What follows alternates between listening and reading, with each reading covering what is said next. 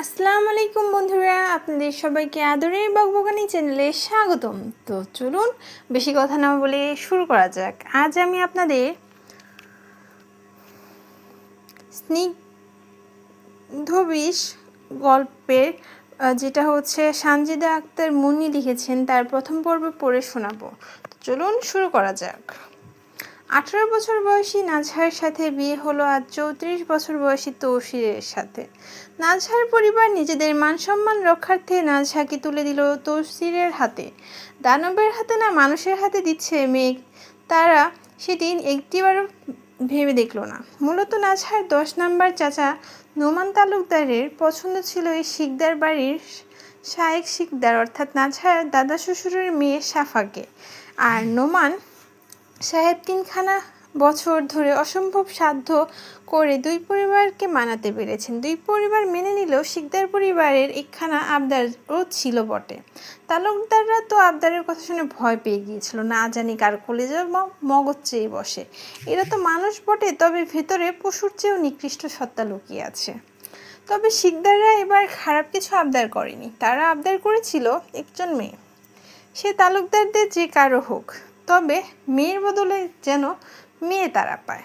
নাজহাদের বাড়ির মেয়ে তো অনেক আছে, ওর ফুপু 3জন এখনও কুমারী, তবে বোনদের মধ্যে ও বর্তমানে বড়। ওর বড় চাচা তো 4 বোনের বিয়ে হয়ে গেছে, আর শিকদাররা নিজেদের ছেলের জন্য পাত্রী চেয়েছিল, ভাইদের জন্য নয়।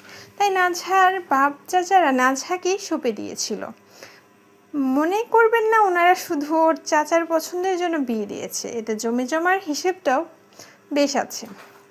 রাজনীতিতে নিজেদের হাত পাকাপোক্ত করতে এই আত্মীয়তা, নয়তো দুশ্মনের সাথে কে বা গা মিশাতে যায়।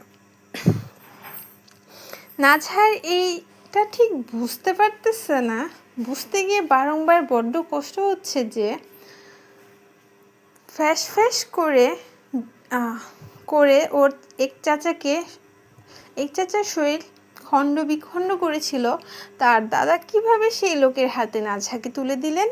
কিন্তু নাজহা বর্তমানে নিরুপায়, উত্তরও পাবে না। জীবনে বাপ চাচার কথার উপরে কোনো কথা বলেনি, কিন্তু বিয়ের সময় মিনতি করে বলেছিল, আর যার সাথেই বিয়ে দাও তাও এই পরিবারে দিও না। ওর 15 জন চাচার মধ্যে কেউ তার কথা শুনেনি, সবাই বলেছিল এটাই তোর নিয়তি। 15 জন চাচা শুনে আবার অট্টহাসিতে ফেটে পড়বেন না।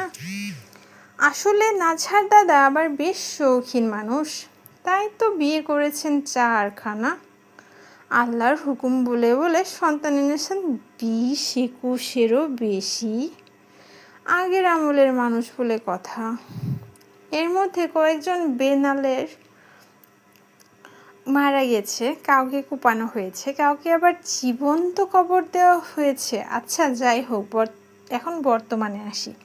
নাজহাকে বাসর ঘরে ফুল সাজানো বিছানায় বসিয়ে দিয়ে গেছেন এই বাড়ির মহিলারা।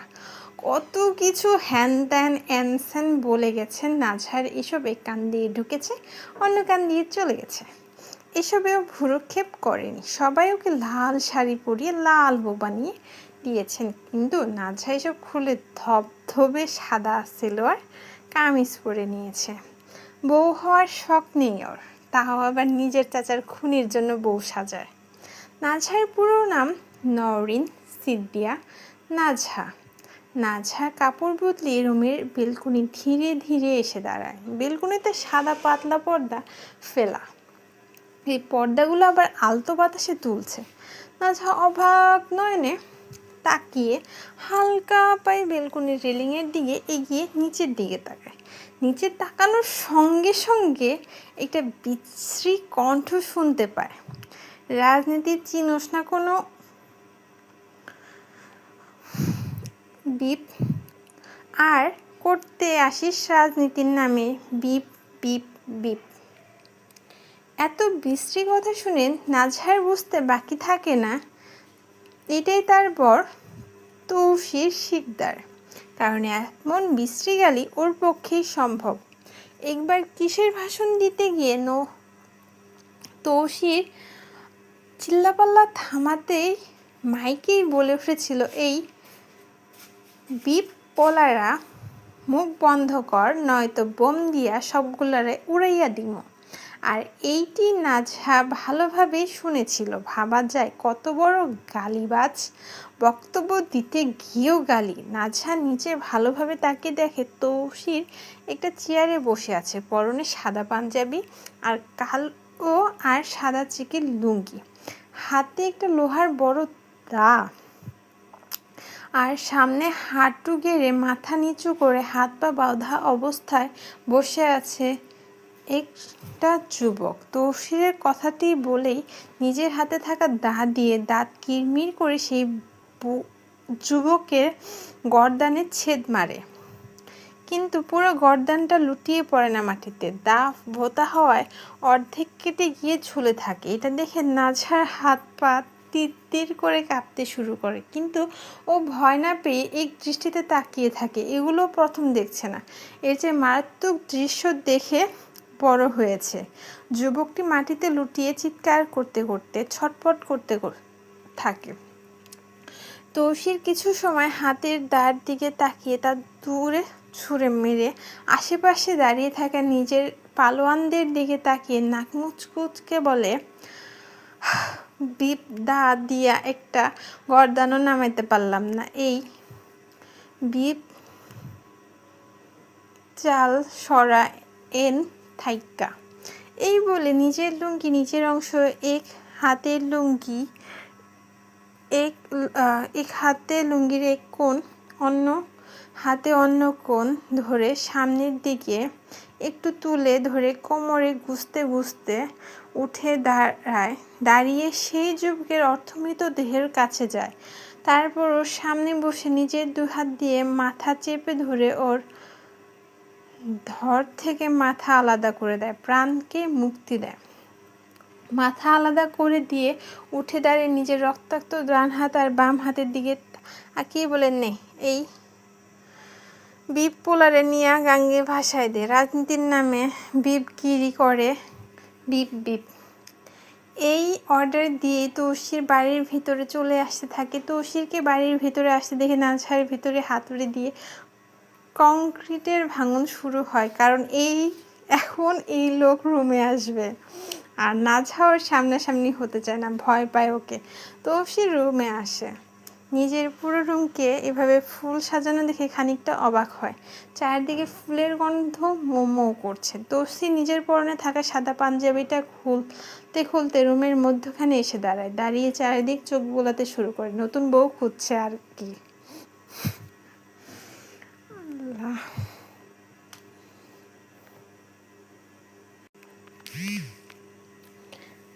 কিন্তু ওর বউ তো নেই এইখানে।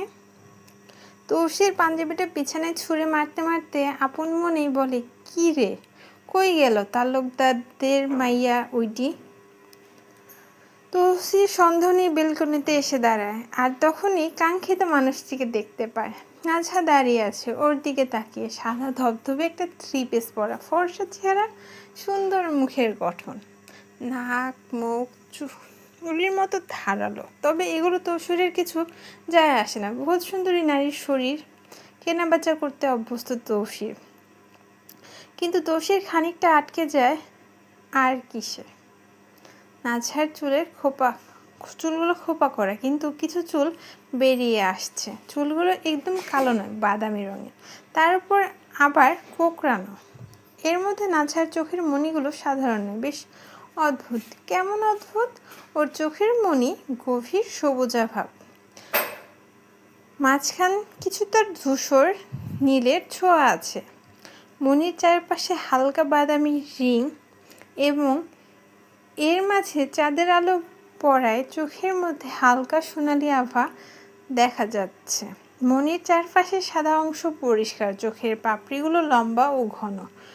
তৌসির অনেক সুন্দর হৃদ দেখেছে বটে, তবে এমন সৌন্দর্য, চারপাশে আলাদা আভায় ভরা এই সৌন্দর্য প্রথম দেখল। তার উপর আবার নিজের বউ রূপেই। কিন্তু কথা হলো, ও যতই সুন্দর হোক, ও তো শত্রু বাড়ির মেয়ে। তৌসির ওকে চোখ দিয়ে উল্টে পাল্টে দেখতে থাকে। এটা দেখে নাঝা নিজের হাত কসলাতে থাকে, মনে মনে ঠিক করেছে তৌসির যদি কিছু করতে আসে তাহলে পাশে রাখা টেবিলের কাচের জগ আর গ্লাস দিয়ে তাকে মেরে ফেলবে। মানে নিজেকে সান্ত্বনা দিচ্ছে ওই আর কি। তৌসির নিজের লুঙ্গি নিচের অংশ একটু তুলে হাতে নিয়ে নাঝার দিকে এগিয়ে আসতে আসতে বলে, এই তুমি সত্যি কি সিদ্দিকের মাইয়া? তৌসিরের এই কথা শুনে নাঝা ভরকে যায়। কি প্রশ্ন এটি! নাঝা থতমত খেয়ে বলে, হ্যাঁ, কেন? কোনো সন্দেহ? তৌসির নাঝার দিকে চোখ ঘুরিয়ে ঘুরিয়ে তাকিয়ে বলে, হ্যাঁ, সন্দেহ তো বটে, কারণ তোমার বাপ তো কাইল্লা। তোমার বাপ তো কাইল্লা, তাহলে তুমি ধলা কেমনে? নাঝা তৌসিরের কথা শুনে তিক্ত সুরে বলে, আমার আব্বা কালো নয়, শ্যামলা। তৌসির ব্যাঙের মতো হাসি দিয়ে বলে, ওই শ্যামলা আর কাইল্লা হইল এক। নাঝার দিকে কিছুক্ষণ তাকিয়ে বুক ভরে নিঃশ্বাস ফেলে বলে, সবই দয়ালের খেলা, বুঝলা? হয়তো আমার মতো কাইল্লার কপালে তোমার মতো রূপঝরা রূপরানী ঝুলা বেশ ভাগ্যের ব্যাপার। নাঝা তৌসিরের দিকে এক পলক তাকিয়ে ফিসফিসিয়ে বলে, আপনি কালো হলে কালোরা তাহলে কি আর এই মতে ঠিকই আছে, আপনি কালো না হলেও আপনার অন্তর ঠিকই কালা। তৌসির নাঝার কথা শুনে ভ্রু কুঁচকে বলে, আমার অন্তর কালা, ওইটা তুমি কেমনে জানলা? কেন, একটু আগে তো দেখলাম নিকৃষ্টভাবে খুন করতে। আপনার অন্তর ভালো হলে ওভাবে খুন করতেন? নাঝার কথা শুনে তৌসির হাসি দিয়ে বলে, এখনো বয়সে অনেক ছোট তুমি, তাই এসব যা দেখছো ভুলে যাও আর গিয়ে চুপচাপ ঘুমাইয়া পড়ো। নাঝা তৌসিরের কথা থমকে যায়, বেশ লজ্জায় পড়ে যায়। ওকে এই কথা বলা মানে ওর বুঝকে অপমান করা এক প্রকার। নাঝা নিজের কালচে সবুজ চোখের অবুঝ চাহনি দিয়ে তাকায়, আবার চোখ তুলে তৌসিরের দিকে। এই তাকানোতে খানিকটা থমকে যায় তৌসির, মনে মনে প্রশ্ন জাগে, তালুকদাররা ভিনদেশি কাউরে আবার ওর বউ বানাইয়া দিল না তো? কারণ এই মাইয়াটারে দেখতে ইংলিশ ইংলিশ লাগতেছে। তৌসির নাঝাকে আবার পুরো প্রশ্ন করে, তুমি সত্যি তো তালুকদারদের মাইয়া? নাঝা তৌসিরের কথায় বেশ বিরক্তি নিয়ে বলে, হ্যাঁ, কেন একই প্রশ্ন বারবার করছেন? তৌসির হালকা দাঁত চেপে বলে, তোমার বাপ চাচা সবগুলো তো গাদ্দারের ধরা, তাই মনে হইল নিজের সম্পত্তি না দিয়ে অন্য কারো সম্পদ ঝুলাইল না তো আমার গলায়। নাঝা আবার চুপ থাকতে পারে না। এসব কথায় নাঝা বলতে না চাইলেও বলে ফেলে, আমার বাপ চাচাকে অসম্মান করে কথা বলবেন না। নাঝার এই কথা শুনে তৌসির তাসিলের সুরে বলে ওঠে, তোমার বাপ চাচা সবগুলাই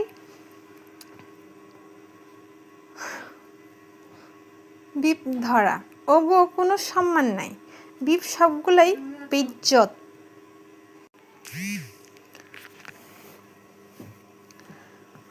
বিপ সবগুলাই বেইজ্জত। এমন বিশ্রী গালি শুনে নাঝার শরীরে রাগে জ্বলতে শুরু করে। নাঝা দুই হাত মুষ্টিবদ্ধ করে তৌসিরের পানে তাকিয়ে শক্ত সুরে বলে, নিজের মুখে লাগাম টানুন। তৌসির নাঝার উপদেশ শুনে টিটকারির সুরে বলে, দুঃখিত দুঃখিত, আমি ভেরি দুঃখিত, বাচ্চাদের সামনে গালাগালি করা আসলেই উচিত না। নাঝা ভ্রু কুঁচকায়, তৌসিরের কথায় ভেরি সরি শুনেছে, কিন্তু ভেরি দুঃখিত এই প্রথম শুনল। এর মধ্যে তৌসির ওকেই বাচ্চা বলল। নাঝা কাঠ গলায় বলে, আমার বয়স যথেষ্ট এবং আল্লাহর হুকুমে আমি যথেষ্ট বুঝদার। তৌসির নাঝার কথায় দীর্ঘশ্বাস সেরে কিছুক্ষণ নাঝার দিকে তাকিয়ে থাকে, তারপর আফসোসের সুরে বলে, হালার পুত, ও কাছে চাইলাম বউ আর ওরা আমার গলায় ঝুলাই দিল লেদা বাচ্চা। এ বলে আসমানের দিকে তাকিয়ে দু হাত বুকের সামনে তুলে নাড়িয়ে নাঝার দিকে তাকিয়ে বলে, সবই দয়ালের খেলা, বুঝলা তালুকদারদের মাইয়া? ইচ্ছে ছিল তোমার দাদার মতো বাচ্চা কাচ্চা দিয়া বংশ ভরাইয়া দেওয়ানের, কিন্তু তোমার যে বয়স আর বোঝ, এইটাই আমি এক বাচ্চার বাপও হইতে পারবো কিনা সন্দেহ আছে। নাজহা তুষারের কথা এই দৃষ্টিতে তাকিয়ে থাকে। এই লোক কি বলছে এসব? নাজহা কিছু বলতে যাবে, তখনই তুষির বলে ওঠে, যাও ঘুমাও গিয়া, বাসর টাসর এসব এই জীবনে হইব না, এসব করলে তুমি বাঁচতা না। নাজহা তুষারের কথার জবাবে তাস করে বলে ওঠে, নিজের মুখ সামলে নিন, নয়তো ঘা হয়ে যাবে কবে। এই বলে নাজহা রুমে চলে আসে। রুমে এসে কোথায় যাবে, এই রুমে বসার মতো একটা সোফাও নেই, নাজহা খুঁজে পায় না। এরা এত বড়লোক হয়ে এমন ছোটলাকি করে কেন? ঘরটা বেশ বড় সড়ো, তবে এখানে ঝাঁকঝমক কিছু নেই। একখানা নরম তোষকে মুড়ানো বড় বিছানা, একটা কাঠের আলমারি, একটা ওয়ার্ড্রোব, তার পাশে ছোট্ট বুকশেলফ আর বেলকনির দরজা, সাইডের দেয়ালে জানালার সামনে একটা চেয়ার টেবিল। নাজহা এখন যে পায় না ও কোথায় ঘুমাবে। তৌসির পিছন থেকে এসে বলে, আমার লগে এক বিছানা চাইলে ঘুমাইতে পারো, না চাইলে ওই টেবিলের কোনায় পাটি রাখা আছে, ওইটা বিছাইয়া নিচে ঘুমাও। নাজহা তৌসিরের কথা শুনে আর ওর দিকে তাকায় না, ধীরে ধীরে পাটি নিয়ে মেঝেতে বিছিয়ে দেয়। মেঝের উপরেও কোনো কাপড় কার্পেট বিছানো নেই, স্রেফ টাইলস করা। নাজহা এসবে অভ্যস্ত নয় বটে, তারপরেও পাটি বিছিয়ে বিছানার দিকে তাকায়। সেখানে রাখা আছে কাঁথা, তাই উঠে গিয়ে কাঁথার বালিশ নিয়ে মেঝেতেই জায়গা করে নেয়। তৌসির লাইট নিভিয়ে বিছানায় উঠতে উঠতে বলে, রাইতে ঘুম ভাঙলে বিছানার দিকে আবার তাকাইও না। লুঙ্গি নিচে কিছু পরি টরি না, লুঙ্গি আবার কান্ধে উঠাইয়া যাইতে পারে। নাজহা তৌসিরের কথায় কোনো উত্তর দেয় না, চুপচাপ বালিশে মাথা রাখে। এই ঘরে এক কুমিরের সাথে ঘুমাচ্ছে, ঘুম কি আর আসবে না। ভেতরে খচখচ করছেই। এই খচখচ করা একটাই কারণ, তা হলো নিজের বাপ চাচার স্বার্থপরীর কথা। তারা কিভাবে ওর জীবনটা এইভাবে শেষ করে দিতে পারলেন? একটু কি দয়া মায়া নেই? নাজহা ভেবেছিল অন্তত ওর মাস্টার চাচ্চু, লাল চাচ্চু আর ছোট চাচ্চু বুঝবেন, কিন্তু ওনারাও বুঝলেন না। মাস্টার বলতে স্কুলের মাস্টার না, উনি ইংলিশ মাস্টার দিচ্ছেন, সেই সুবাদে ওনাকে মাস্টার চাচ্চু ডাকে। আর লাল চাচ্চু বলতে তিনি রেগে গেলে লাল হয়ে যান, সুন্দর বেশি, তাই লাল চাচ্চু ডাকা। নাজহার ভেতর ধরফর করছে। তৌসিরের মুখের ভাষা খুব খারাপ, শুধু তৌসির নয়, তাদের বাসার সবারই এমন, শুনেছে নাজহা খুঁজে পায় না এই প্রশ্নের উত্তর। এই বাড়ির মানুষগুলো এত খারাপ হয়েও এমপি, মন্ত্রী, মেয়র হয় কিভাবে, তাও এক পরিবার থেকে। নাজহার স্বপ্ন ছিল ইন্টার দিয়ে IELTS ইংল্যান্ড গিয়ে ভার্সিটি পড়তে। ইংল্যান্ড যাওয়ার অনেক ইচ্ছা ওর, কারণ ওখানে গেলে ওর নিজের জন্মদাত্রী মাকে দেখতে পাবে এক নজর। আসলে ওর বাবা মা আলাদা থাকেন, ওর বাবা নিজের খালাতো বোনকে বিয়ে করেছেন যিনি ব্রিটিশ। নাজহার নানা ব্রিটিশ আর নানু বাংলাদেশি। নাজহার বাবা দেশে থাকতে চান, আর নাজহার মা নিজের দেশে যেতে চাইতেন বারবার, তাই এক সময় এই চাওয়া না চাওয়ার সমাপ্তি বিচ্ছেদে গিয়ে ঠেকে। নাজহার যমজ ভাই নাজহারকে নিয়ে চলে যান নাওলা ইংল্যান্ড। নাজহার মা নাওলা আর নাজহা থেকে যায় দেশে। ছোট ছিল তখন বুঝিনি অত কিছু, ফুপু দাদি যানরা যা বুঝিয়েছেন সেই বুঝেই থেকে গেছে। তবে থেকে যাওয়াতে ওর কোনো অবহেলা হয়নি, ওর বাপ চাচারা পুতুলের মতো যত্নে বড় করেছেন ওকে। বাবার চোখের মণি ছিল, তবে সেই মণি কেউ এক সাপের হাতে তুলে দিয়েছেন। নাজহার